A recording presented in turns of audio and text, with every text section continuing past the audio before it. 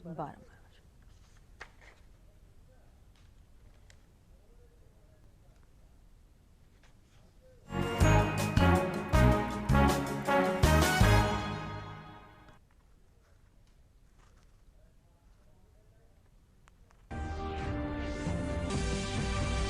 प्रदेश में ओमिक्रॉन के बढ़ते संक्रमण को लेकर बड़ी सतर्कता। मुख्यमंत्री ने निराश्रित और अकेले रहने वाले बुजुर्गों के साथ दिव्यांगजनों पर भी विशेष ध्यान देने का दिया निर्देश।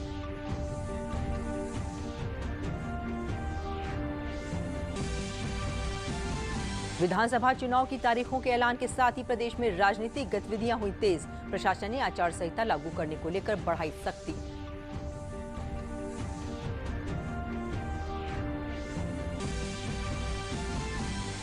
राजधानी लखनऊ समेत प्रदेश के कई जिलों में बारिश और ओले गिरने से बढ़ा शीतलहर का प्रकोप। मौसम विभाग ने आने वाले दिनों में तापमान में गिरावट की दी चेतावनी।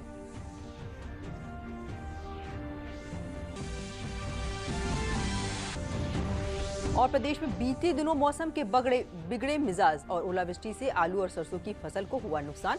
किसानों ने जताई चिंता।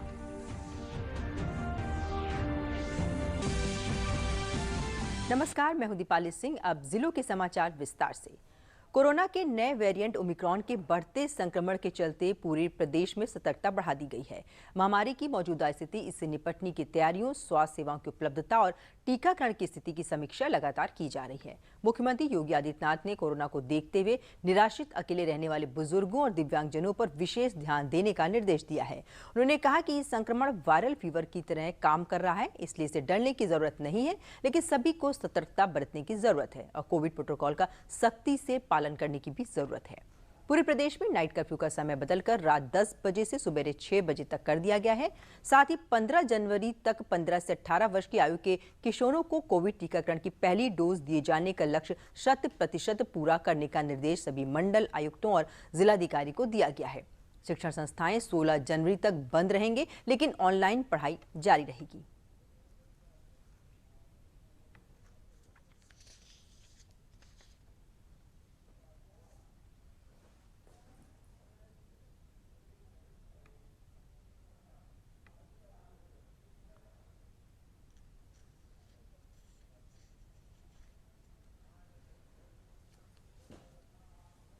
प्रदेश में कोरोना संक्रमण की गति तेज हो गई है। पिछले 24 घंटों में राज्य में कोरोना के 7,695 नए मरीज मिले हैं और कोरोना संक्रमण से 4 लोगों की मौत भी इस अवधि में हुई है। लखनऊ में 1,115 नए मरीजों को कोरोना संक्रमण हुआ है।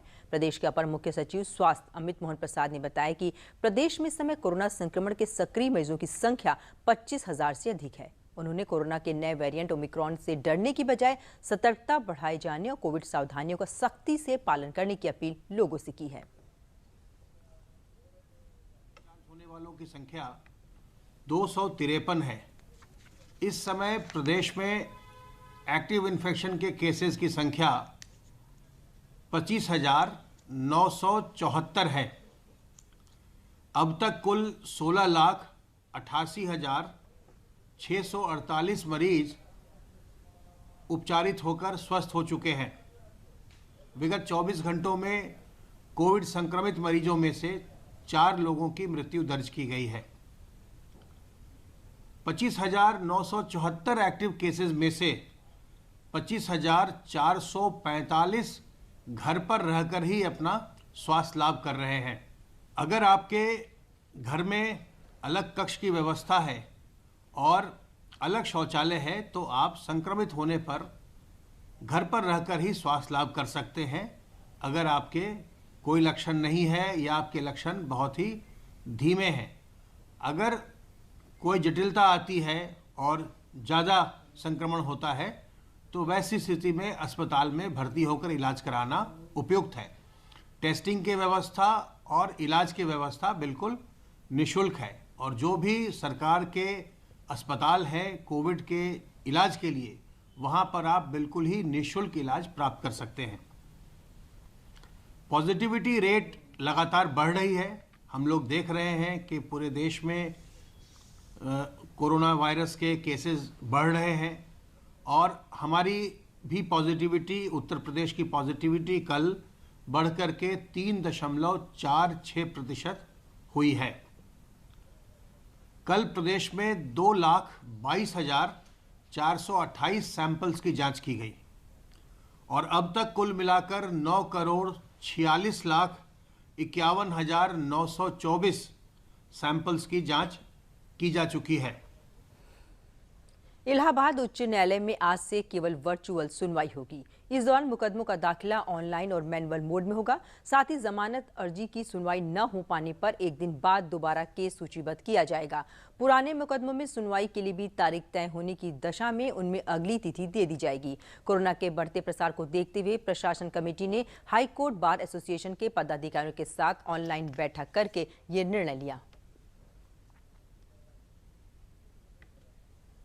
प्रदेश के नवनियुक्त मुख्य सचिव डॉक्टर दुर्गा शंकर मिश्र और पुलिस महानिदेशक मुकुल गोयल ने वाराणसी में काशी विश्वनाथ मंदिर कॉरिडोर पहुंचकर दर्शन पूजन के बाद सुरक्षा अधिकारियों के साथ बैठक की। उन्होंने मंडलीय चिकित्सालय श्री शिव प्रसाद गुप्त अस्पताल में कोविड-19 टीकाकरण की प्रगति और टीकाकरण बूथ का निरीक्षण किया।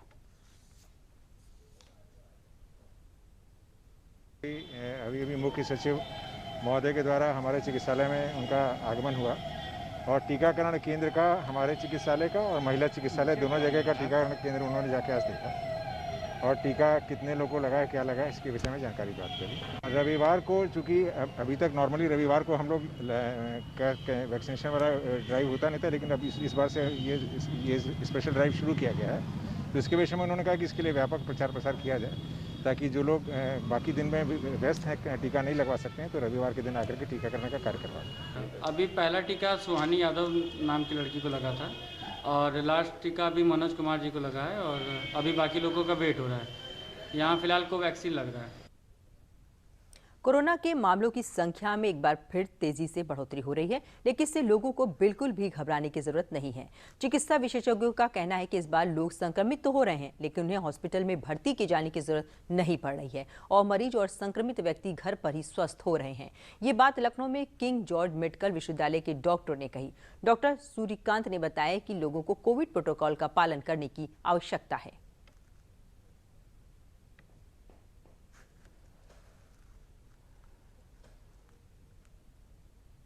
देखिए, पैनिक करने की बिल्कुल ज़रूरत नहीं है। कोरोना का जो नया वेरिएंट ओमिक्रॉन है, इस ओमिक्रॉन में संक्रामक क्षमता बहुत है। इसीलिए आप देखिए कि 25 दिसंबर से लेके अब तक बहुत तेज़ी से संख्या में केसेस बढ़ रहे हैं।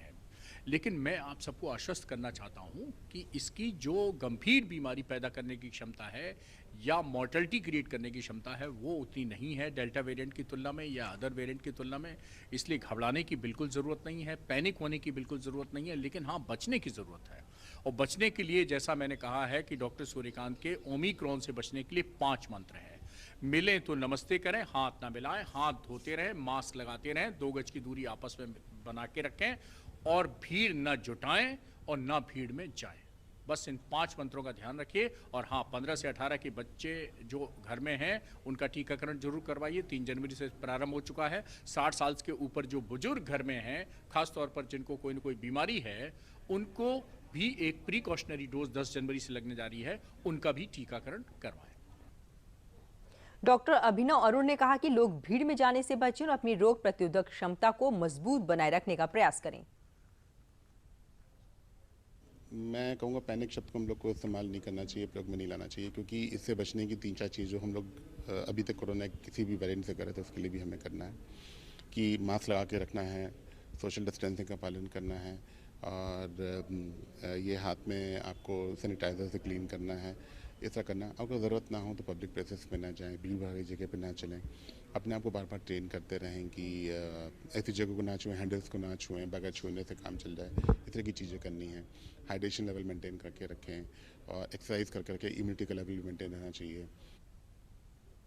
कोरोना मामलों के विशेषज्ञ डॉक्टर हिमांशु कुमार ने बताया कि लोग संक्रमित होने पर घबरा जाते हैं, जिसका असर उनकी इम्यूनिटी पर पड़ता है। ये स्थिति उनके लिए घातक हो सकती है। ऐसे में लोगों को घबराने की जरूरत नहीं है।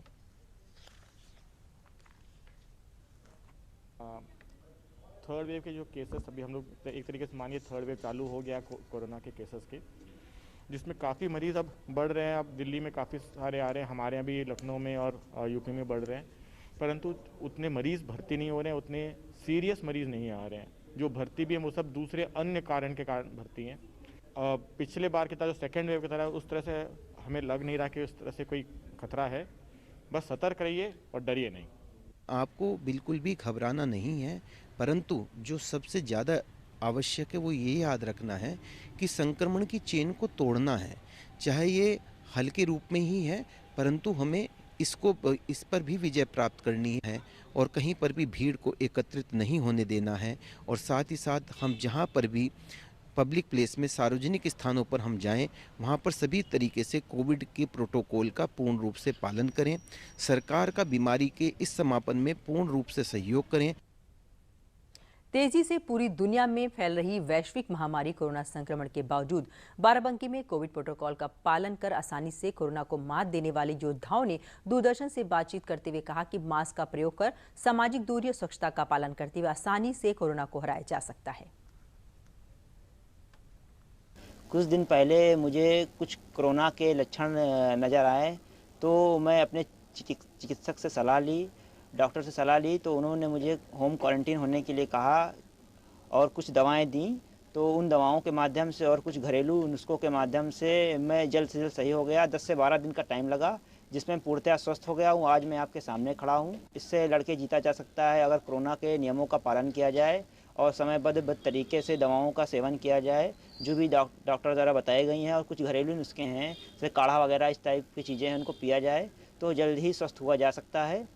अभी कुछ दिनों पहले मुझे कोरोना के जब लक्षण आए तो मैंने अपने चिकित्सक से परामर्श ली। उन्होंने सर्वप्रथम मेरा परीक्षण किया, फिर मेरा टेस्ट करवाया RT-PCR, जो कि पॉजिटिव आया।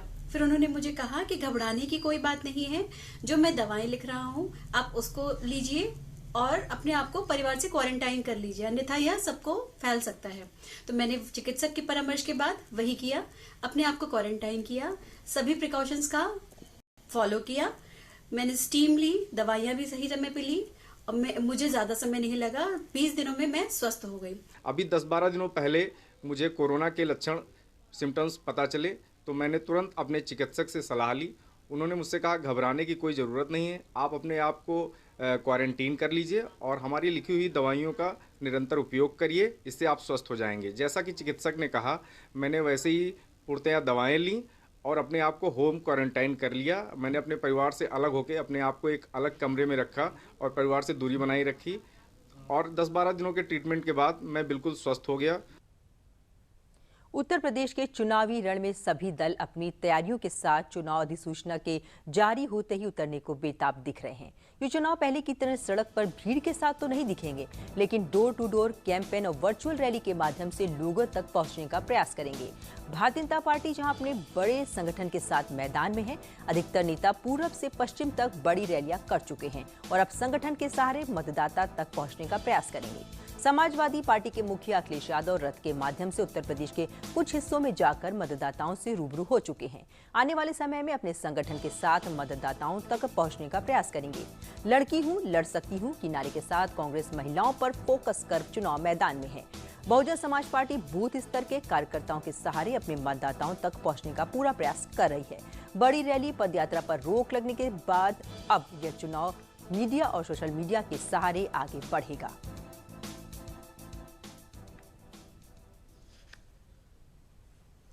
बहुजन समाज पार्टी के अध्यक्ष मायावती ने यूपी सहित 5 राज्यों में विधानसभा आम चुनाव हेतु भारत निर्वाचन आयोग द्वारा तिथि की घोषणा का स्वागत किया है। लखनऊ में पत्रकार वार्ता के दौरान उन्होंने मांग की कि चुनाव आयोग आचार संहिता को लेकर सख्ती करे और जो इसका उल्लंघन करे उसके खिलाफ सख्त कार्रवाई की जाए।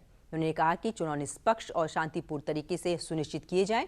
बसपा प्रमुख ने पार्टी पदाधिकारियों और कार्यकर्ताओं को सख्त निर्देश दिए कि वे आदर्श चुनाव आचार संहिता का कड़ाई से अनुपालन करें। मैं खासकर मुख्य चुनाव आयोग से ये कहना चाहूँगी कि यूपी, उत्तराखंड व पंजाब आदि इन राज्यों की जनता में स्वतंत्र, निष्पक्ष व शांतिपूर्ण ढंग से चुनाव कराने के प्रति विश्वास को कायम करने के लिए यह बहुत ज़रूरी है कि चुनाव आयोग यहाँ अपनी आदर्श चुनाव आचार संहिता को पूरी सख्ती से लागू कराने के लिए ठोस कार्रवाई अवश्य करें।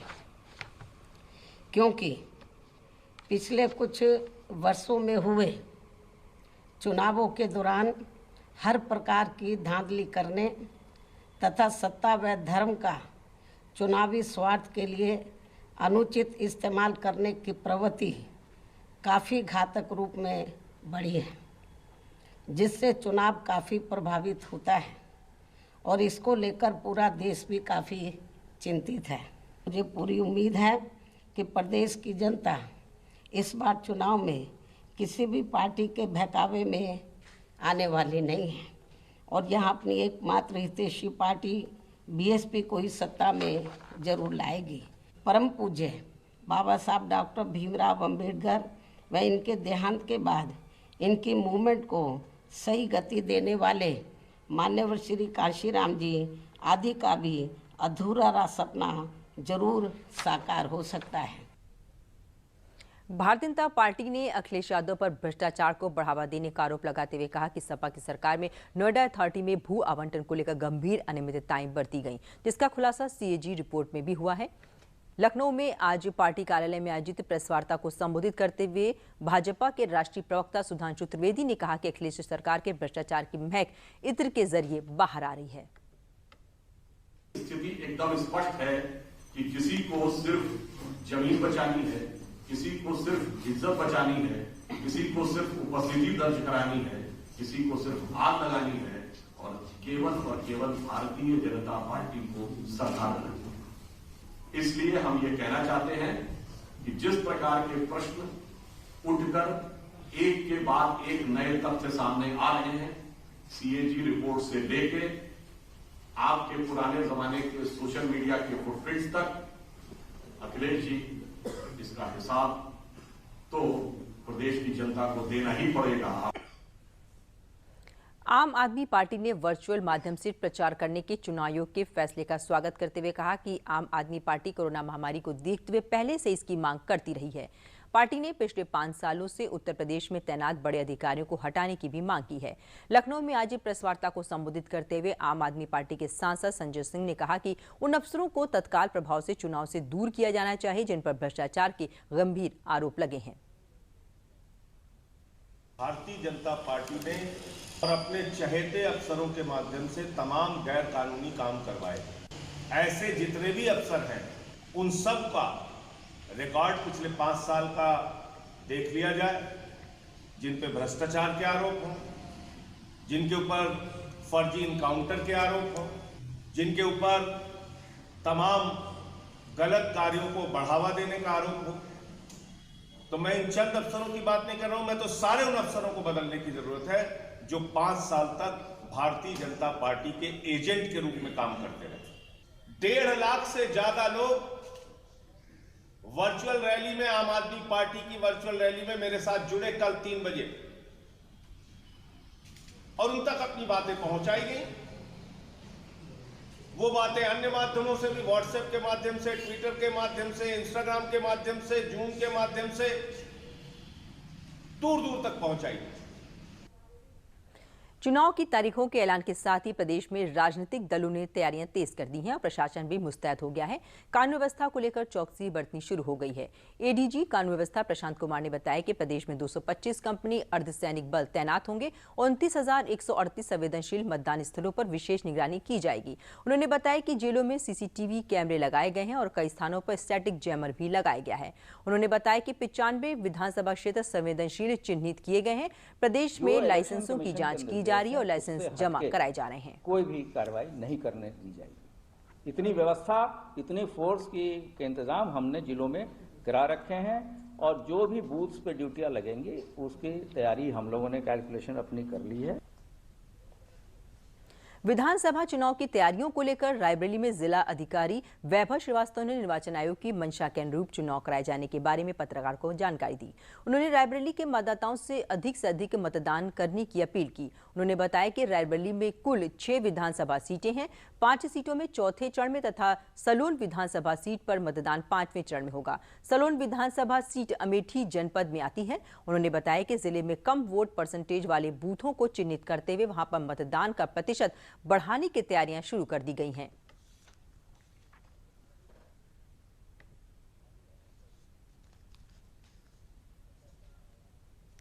समस्त जनपद को और मीडिया के बंधुओं को बताना है कि जो हमारी जो चुनाव की आचार संहिता है वो लागू हो चुकी है और जनपद में जो चुनाव होने हैं वो हमारा चौथे चरण में है, हमारी 5 विधानसभा का, और सलोन विधानसभा 5वें चरण में है। और उसके जो अनुक्रम में जो हमारी अधिसूचना का दिनांक है वो क्रमशः 14 जनवरी हमारी राजनीतिक दलों के साथ ही बैठक हुई है और इसमें जो भी शिकायतें आएंगी उनका हम त्वरित निस्तारण करेंगे और जो भी इसमें जो अनुमति ली जाती है अथवा जो इस बार जो ऑनलाइन नामांकन की स्थिति है उससे हमने उनको अवगत करा दिया है, तो हमारा पूरा निष्पक्ष रहेगा। आप लोगों से हम फीडबैक भी लगातार लेते रहेंगे। जो वोटिंग परसेंटेज बढ़ाने की बात है तो उसमें हमने अभी अपनी स्ट्रैटेजी बनाई है। हमने बूथवार निकाला है कि कहाँ पर 40% से कम, कहाँ 30% से कम है और वहाँ पर हम वहाँ की जो लोकेलिटीज़ हैं वहाँ पर स्वयं कार्यक्रम भी करेंगे, वहाँ पर जाकर वहाँ के लोगों को मोटिवेट करेंगे। साथ ही एक महिला टोलियों की भी हम व्यवस्था कर रहे हैं, उनका एक कंपटीशन भी कराएंगे। हर महिला टोली को हम कुछ बूथ देंगे और उनका एक कंपटीशन उनके मध्य कराएंगे कि कौन अपने बूथ में पिछले वोट से ज़्यादा परसेंटेज इस बार वोट का बढ़ाते हैं और जो महिला टोलियाँ आएंगी उनको हम पुरस्कृत भी करेंगे।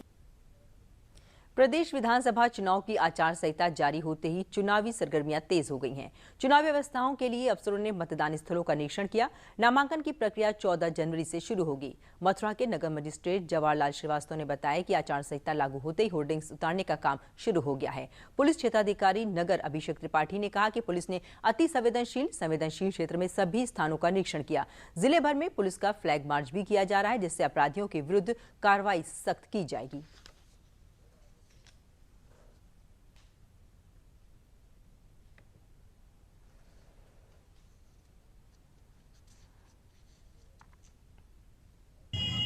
आदर्श आचार संहिता जैसे लग जाती है वैसे सारी ये पॉलिटिकल पार्टी के बैनर पोस्टर हैं ये सब हट जाना चाहिए कोड ऑफ कंडक्ट के तहत, नहीं तो उसका उल्लंघन होगा। इसलिए ये सारी बोर्डिंग बैनर्स वगैरह जो कुछ भी हैं वो नगर निगम के माध्यम से ये हटाया जा रहा है। मॉडल कोड ऑफ कंडक्ट प्रभावी तरीके से लागू कराने के लिए जो भी इलेक्शन कमीशन के गाइडलाइंस हैं उनके अनुसार उसका पालन कराया जा रहा है। पुलिस द्वारा पेट्रोलिंग, रूट मार्च किया जा रहा है, चेकिंग बढ़ा दी गई है और खासकर शाम के समय चेकिंग बढ़ा दी गई है। तो जो भी गाइडलाइंस है इलेक्शन कमीशन के सभी को फॉलो कर रहे हैं। सूचना एवं प्रसारण मंत्रालय भारत सरकार के फील्ड आउटरीच ब्यूरो इकाई झांसी के द्वारा ललितपुर में चल रहे 3 दिवसीय कार्यक्रमों के तहत दूसरे दिन मतदाताओं को जागरूक किया गया। इस अवसर पर बिरधा विकासखंड के खितवास में गांव के वरिष्ठ समाजसेवी रामविलास कटारे एवं क्षेत्रीय प्रचाराधिकारी विवेकानंद द्वारा मतदाता जागरूकता रथ को हरी झंडी दिखाकर रवाना किया गया।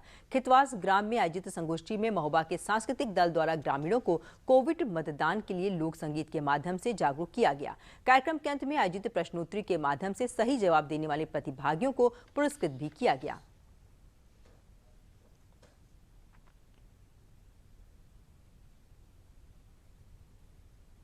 यह कार्यक्रम सरकार द्वारा ये जो कार्यक्रम है क्षेत्रीय लोक संपर्क ब्यूरो द्वारा चलाया जा रहा है। ये लोग बहुत प्रयास कर रहे हैं और 3 दिन से ये कार्यक्रम निरंतर चलता जा रहा है और सरकार द्वारा ये कार्यक्रम है और लोगों को जागरूक किया जा रहा है कि वैक्सीन लगवाएं और मतदाता जो कि अभी चुनाव आने वाले हैं तो चुनाव में सभी सहभागिता लें उसमें और अपने मत का प्रयोग करें। बहुत अच्छा कदम है, इससे लोगों में जागरूकता आ रही है कि हम कोविड-19 से जो बचाव रहे, क्योंकि पहले उस समय जो हम लोग फ्रंट कार्यकर्ता हैं हेल्थ के, उस समय जितने लोगों में जो असुरक्षा महसूस रही, जागरूकता में कमी रही, तो भारत सरकार के ये कदम बहुत ही सराहनीय है और इससे सारे लोगों को सुरक्षित और स्वस्थ रखा जा सकता है। देखिए, भारत सरकार के सूचना प्रसारण मंत्रालय की क्षेत्रीय लोक संपर्क ब्यूरो झांसी द्वारा खितवास ललितपुर एरिया में मतदाता जागरूकता अभियान चलाया जा रहा है। साथ ही कोविड-19 से कैसे बचाव किया जाए इसके प्रति भी जागरूकता चलाई जा रही है। इसके उपलक्ष्य में हमने यहाँ पर एक जागरूकता रथ चलाया है जो कि पूरे क्षेत्र के अलग अलग इलाकों में जाकर वो इस संबंध में अपनी सूचनाएं प्रदान कर रहे हैं। इसके साथ ही हमने यहाँ पर एक कोविड-19 के नियमों का पालन करते हुए एक गोष्ठी का छोटी सी गोष्ठी का आयोजन किया है, जहाँ पर हमने एक प्रश्नोत्तरी का आयोजन किया और प्रश्नोत्तरी में प्रतिभागियों को हमने पुरस्कार से सम्मानित किया।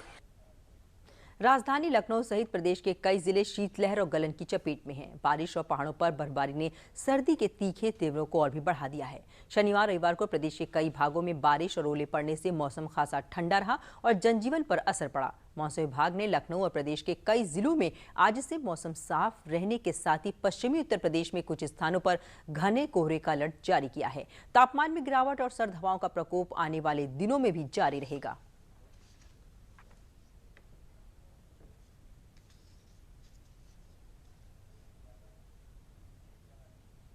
प्रदेश में बीते 3 दिनों से मौसम काफी खराब है। मौसम विज्ञानियों ने कहा है कि पूर्व में ही ओलावृष्टि की आशंका जताई थी। शनिवार देर शाम फिरोजाबाद में बारिश के साथ करीब 10 मिनट ओले गिरने से सड़क पर सफेद चादर सी ढक गई। ग्रामीण इलाकों में ओलावृष्टि के कारण किसानों को काफी नुकसान हुआ है। इससे फसल की उत्पादकता प्रभावित हुई है। आलू की फसल में पानी भरने के कारण उसके सड़ने की आशंका है। बारिश और ओले पड़ने से सरसों की फसल पर भी असर पड़ा है। ओले से सरसों के फूल झड़ गए हैं। इस कारण उत्पादन में कमी होने की संभावना है। पहले तो मौसम कुछ वैसा हुआ था, डार्क हुआ था, उसके बाद तेज हवा चली, फिर उसके बाद ओले आए, फिर बारिश हुई, जिससे आलू में, सरसों में और जो अन्य गेहूं वगैरह उसमें काफ़ी नुकसान है। कि आलू की और सरसों की फसल थी, उसमें ओलों से आलू खराब हो गया, आलू दिखने लगा है और टूट गया है सारा आलू। सरसों गिर पड़ी है और ओले से खराब हो गई है, टूट गई है सरसों। क्या ये बारिश भैया था और ओरो पर और आलू के ऊपर है कि पानी नहीं करेगा, वो झोलने के ऊपर है कि नुकसान हो। पिछले 3 दिनों से रुक रुक कर हो रही बारिश के कारण कन्नौज जिले में जहां एक और कड़ाके की ठंड ने लोगों की मुश्किलें बढ़ा दी हैं, वहीं आलू किसानों की फसलों को भी बड़ा नुकसान हुआ है।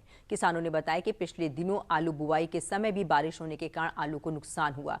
आज भी तेज बारिश होने के कारण आलू और सरसों की फसल को नुकसान हो रहा है।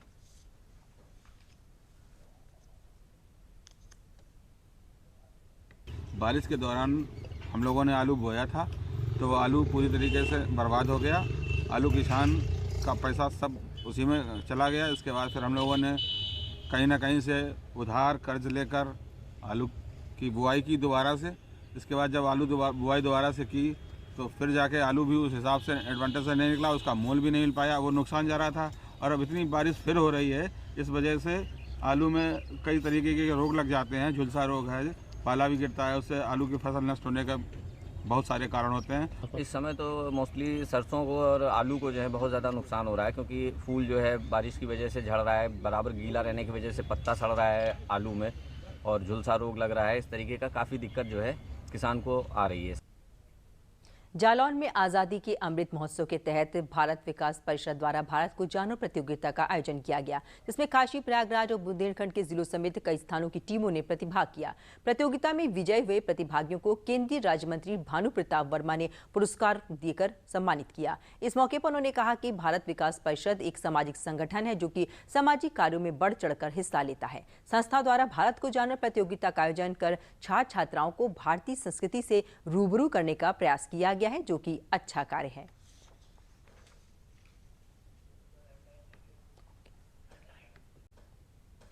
समाज के लिए काम कर रहा है, देश के लिए काम कर रहा है, देश कैसे प्रगति करे और छोटे छोटे स्तर पर जो जितनी भी शाखाएं इनकी हैं वो अपने स्तर पर सब समाज को एक साथ लेकर आगे बढ़ने का काम कर रहा है। विशेष रूप से अब अंत में जिलों के प्रमुख समाचार एक बार फिर।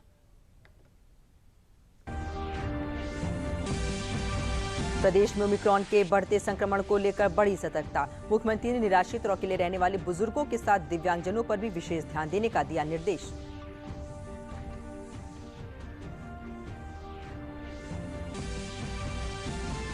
विधानसभा चुनाव की तारीखों के ऐलान के साथ ही प्रदेश में राजनीतिक गतिविधियां हुई तेज। प्रशासन ने आचार संहिता लागू करने को लेकर बढ़ाई सख्ती।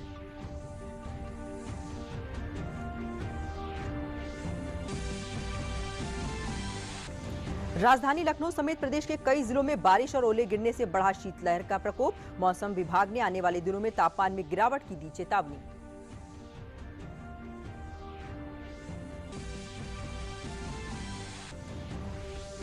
और प्रदेश में बीते दिनों मौसम के बिगड़े मिजाज और ओलावृष्टि से आलू और सरसों की फसल को हुआ नुकसान, किसानों ने जताई चिंता।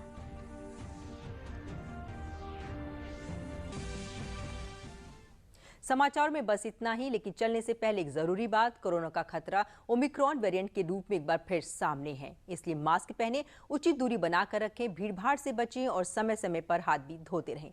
नमस्कार।